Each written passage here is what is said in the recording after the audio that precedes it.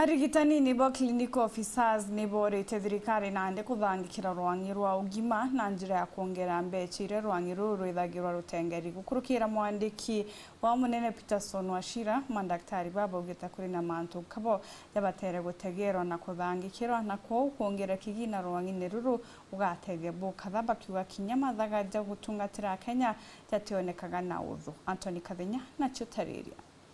What pending bills, that is to KEMSA from the county government means that KEMSA will not be able to supply these essential drugs and supplies to these facilities. And of course it's that Kenyan who suffers.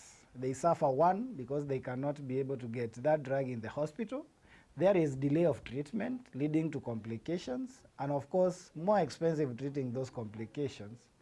And also they also suffer financially because they have to go out there and purchase these medication from private facilities, and of course that means an added cost apart from what they would have used if we had these drugs in the facilities. The issue and the root of the problem is the underfunding of health in general, because if you do not then fund health to what is expected, it means that either, because the need is there, the demand is there, people are falling sick and people have to be attended to. So either a county has to probably procure without the money and therefore leading to deaths and the pending bills, or a governor may just let people suffer and decide that probably they'll get these drugs from the private facilities. So I think this should be a conversation in the summit. That is that brings together the president and the governors on how they can be able to take care of the pending bills, some of them very huge, so that then counties can be on the trajectory to stability in the health sector and especially in the essential supplies, and so that then we can be on the path to the achievement of universal health coverage.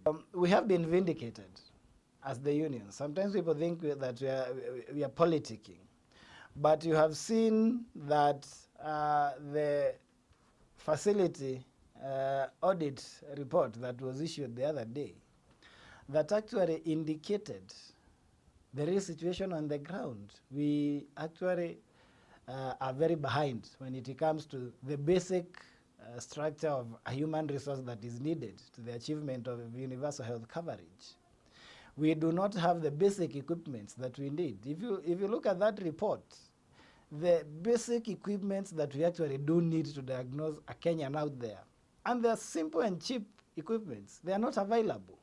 So the health system is not healthy. Much needs to be done. And this cannot be a sectoral or a one person's approach. It needs a task force to come together. It needs a roundtable discussion with all the players, so that then we can be able to get solutions, and solutions for posterity.